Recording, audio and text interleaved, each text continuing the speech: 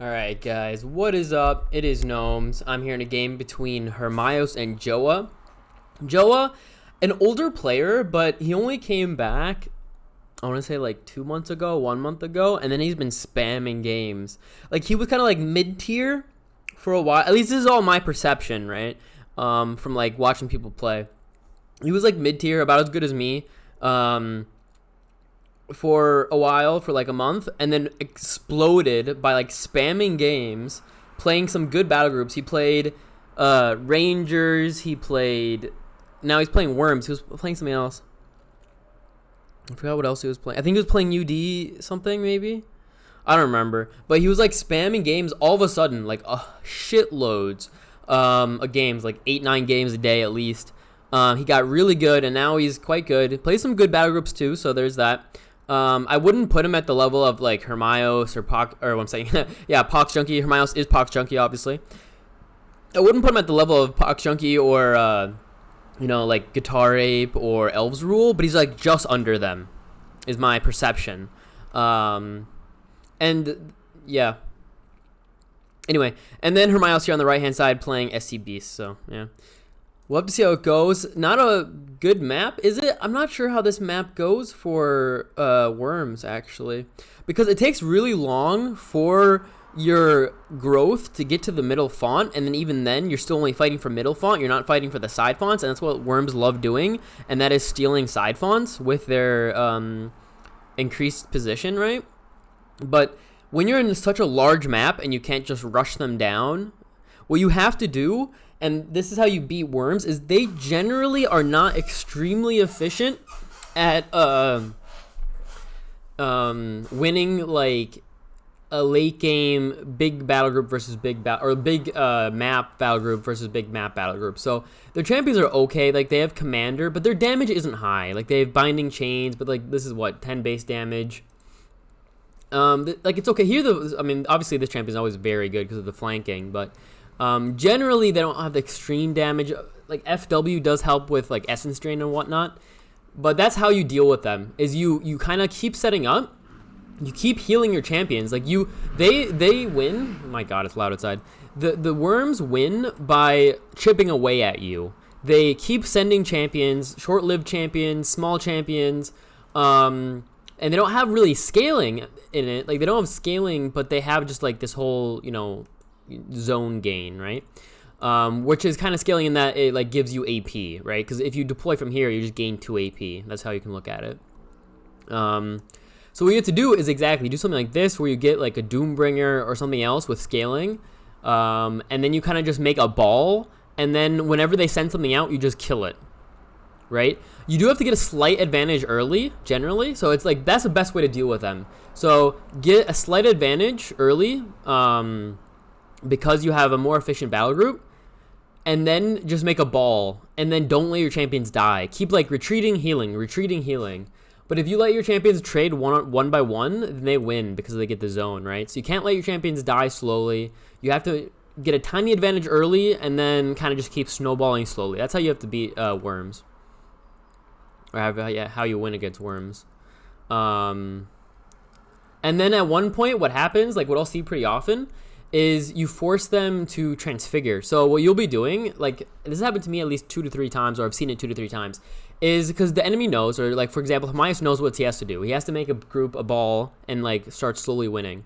So he'll slowly start grouping, but then by the like mid-late game, they'll start sending champions to your side fonts, and then because you can't like always keep up with that, because they send very cheap champions that are hard to kill, like these, which are like 68. There are some with like 50 champions or 50 Nora. Like they send the blood binders or whatever, and you just can't keep up with that, those champions. So then what you'll do is you have like 5 champions middle. They have 1 champion top, 1 champion bottom, and you're like, all right, fuck it, and you just rush them. And then once they transfigure, they don't have the deployment zone anymore. And then either you re-get your fonts and then slowly play again, and they have transfigured, they don't have the deployment zone, and you're winning, or you just shrine kill. So that's how it plays often. So we'll have to see how this goes, though. So far he did okay. He bounced the creeper. He has to really watch out though for his top font, right? He doesn't want his top font to get taken next turn. There is luckily this snow terrain because of the orb. So the orb completely wrecking this Twilight. Like going this way is annoying because of this one snow terrain. Also, there's a champion here, right? That's invisible most likely. See, look, now he's retreating. And that will allow Hermios to get this kill the War Banner, amp up the Doombringer with spells, and then he should be doing fine. Oh, he retreats even. Okay, yeah, now he just kills the War Banner and gets his font and keeps playing. And he should slowly be able to make a big ball, and then either Shrine Rush or, yeah, kill the champions one by one. Like 68 Nora, Binding Chains. His damage is just not high. Like, it's efficient. It's an efficient champion. That's not what I'm saying. I'm not saying they're not efficient, but how their damage works is not very, like, it doesn't have high damage. I guess always, like, it's kind of counterintuitive. Like, I have Circuit and Essence Drain just makes everything into kill potential, though, you know? But generally, they don't have high damage. Yeah. But yeah, definitely a very strong battle group. Ooh, here we have the Arctic Tiger. Pounces.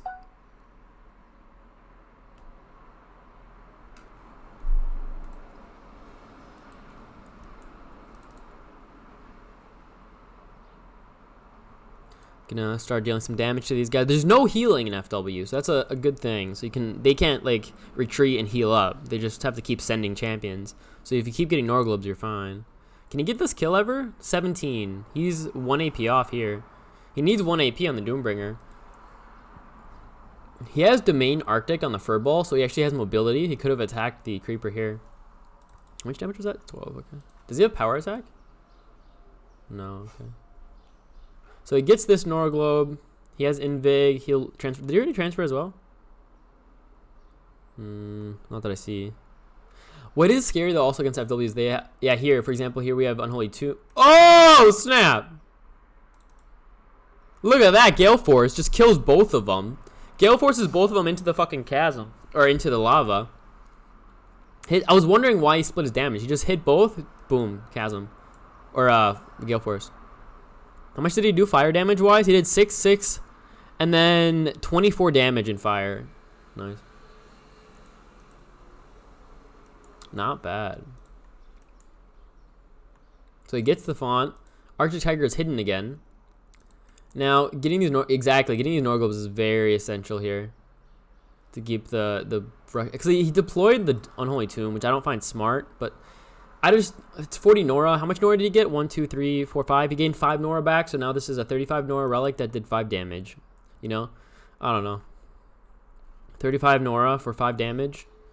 I mean, obviously it stacks, but we'll see. He has flanking, but he can't get it off here. He hits once. He is in commander range, so he's at what? He was at 13 base a second ago? Yeah. This DMZ or this zone is not huge yet. Like if Hermias were to steal this this font, for example, like he could do a swap into a steal, right? Swap the Furball with the Sirkin, and then just move bottom, and then kill the Eye of Sirkin with a Invig kill with the Ice Fang. Even though I think it would swap this way, but could he do that?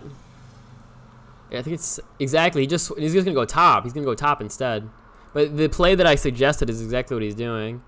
Though I don't know exactly why he did it on the Phantasmal Creeper, because that one has the Incorporeal. And he doesn't have... He has Attack Sonic, but not... Oh, I guess he has... Yeah, he has Attack Magical. He needs 1 more damage, though. He needs War Banner. He's at 12. Does he have... Yeah, I was going to say, he needs 1 more damage. Does he have Balance? I'm just going to Invig attack. That's fine. Yeah, true.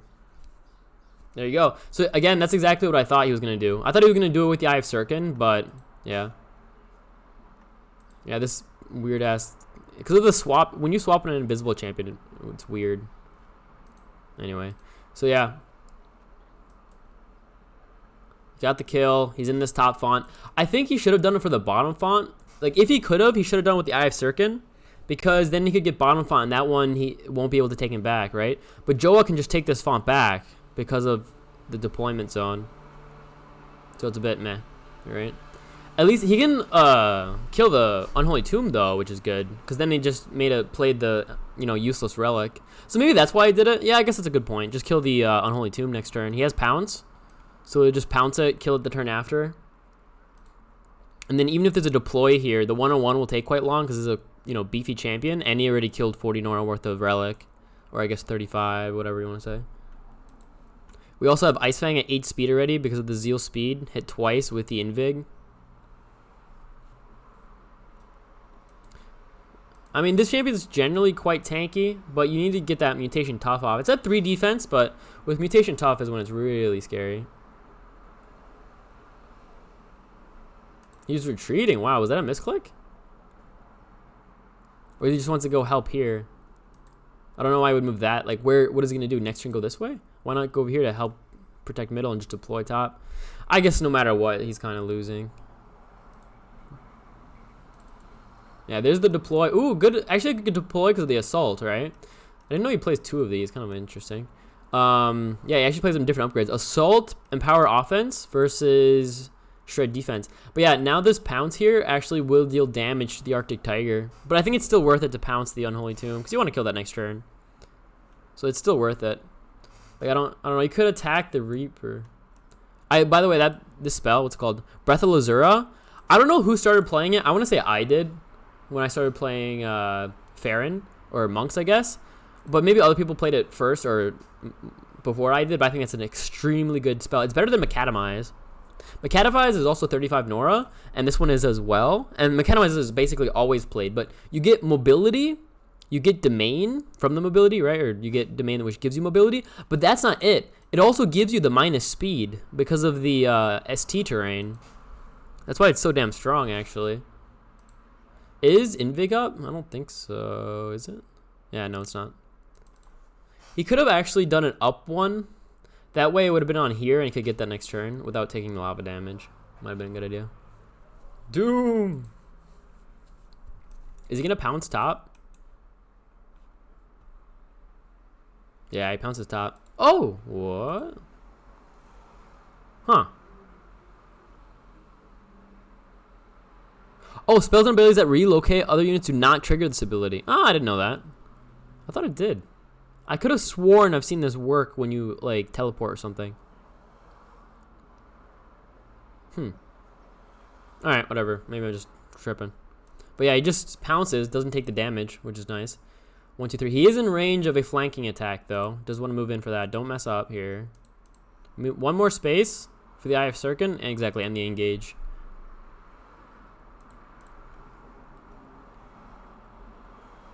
It doesn't, I mean...